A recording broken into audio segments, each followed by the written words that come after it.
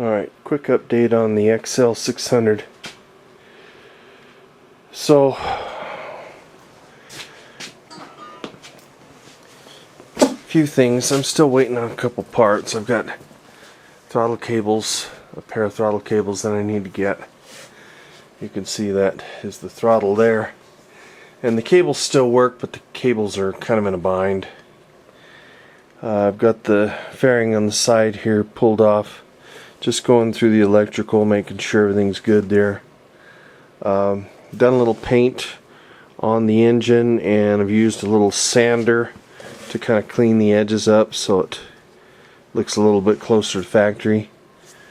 Got a new expansion ring inside the exhaust here, and everything's put on, everything's ready to go here, and you know, it's looking pretty good.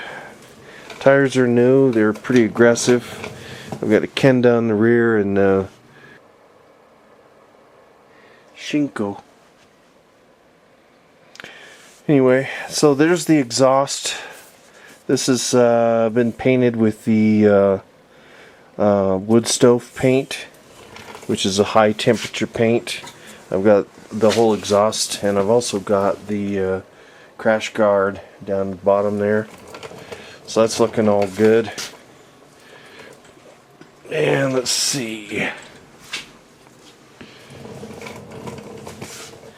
These number plates were really cracked and sun faded, and so what I did was I put a thick primer type paint on there, and it kind of helped fill up some of the cracks, and hopefully it'll give it some strength. And then I just shot some gloss over the top of it. I didn't do the fenders the same way. They still have the primer on there, which I may go ahead and mask those and shoot them a little bit. And then I was going to show you the lights. I got all the lights back together. One thing that I didn't get done is well, I did get the turn signals. Remember I was showing you that the piece there had broken off, and so I just welded these two pieces together, and it actually brought them in. Then we got a little Chinese taillight. The original taillight I could not find anywhere. Any wrecking yard had those, and I've got, this is just some regular wiring loom. So I've got left turn, right turn. I've got it's got brake lights.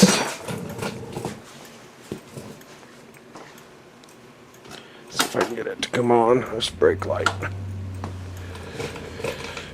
And these are those little Amazon heat type of deals you can get at Amazon that everybody seems to like. I'm trying them. I'm not so sure about it. I think the solder is a little weak, but anyway, it'll be okay. Seat looks okay. Like I say, it wasn't perfect. Neither was the seat foam. You can see a lot of ripples, but it's, you know, it's going to work for what I'm going to use it for. And got new mirrors on it. These are the ones that kind of pivot a little bit. They've got some pivot to them, which is nice. And you get them set up right, you can actually pivot them way down and get them out of the way. But the bike looks and feels good. Looks like it's coming all together pretty good. I've got this hose right here is actually fuel hose, and I'll show you some other examples of that. So this is part of my collection of fuel hose. I've got, actually it goes from I believe this is 1/2 inch down to 3/8, 5/16, 3/16, 1/8, I believe 1/4, and then there's several of them that are even smaller for like fitting in chainsaws. Good fuel line to have if you're doing small engine repair, which I do quite a bit of. I did have, oh yeah, got another box of them right here too that are different sizes. Those weren't too bad. I got those from National Plastics or American Plastics, I believe. And I have, like I say, I use these vinyl hoses for things, mostly just for antifreeze and things that are not under pressure, like for to the recovery tank, things like that. I'll use them on washer fluid. Same as these little tiny ones. You can see how small that is. I use those type of things.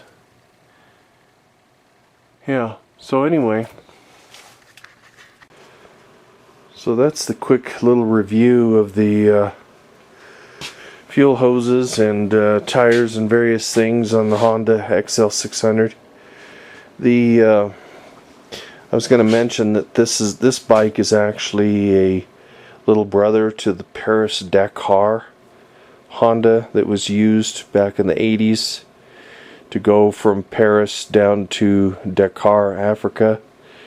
However, there was a lot of controversy in the mid 2007, where the Paris-Dakar was being threatened. The riders and whatnot were being threatened through the country of Mauritania. Mauritania, and I don't know if it was in Western Sahara as well, but on the way to Dakar they were being killed and things like that. So they have now moved the Paris-Dakar race to South America, which is through Argentina and parts of Brazil, I believe. So, but they still call it the Paris-Dakar Rally. Anyway, good little bike, nice little thumper. It does start and run okay without a throttle. It's a little bit cold-blooded. Like I say, it's got the compression release here, and then it's got, remember I put a new choke. That's the new choke right there. Got a new clutch handle, new brake handle on the other side, and new oil change. This is the dipstick for the oil change.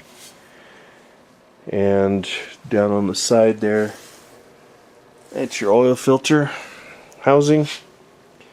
And there's two drains. There's one on the engine, there's one actually on the frame.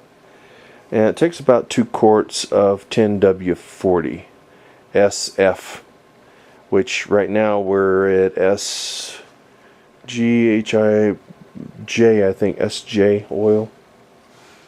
Anyway, it's a little bit newer oils. I've got some here. This is what I use, Napa Premium Performance motor oil. This works great.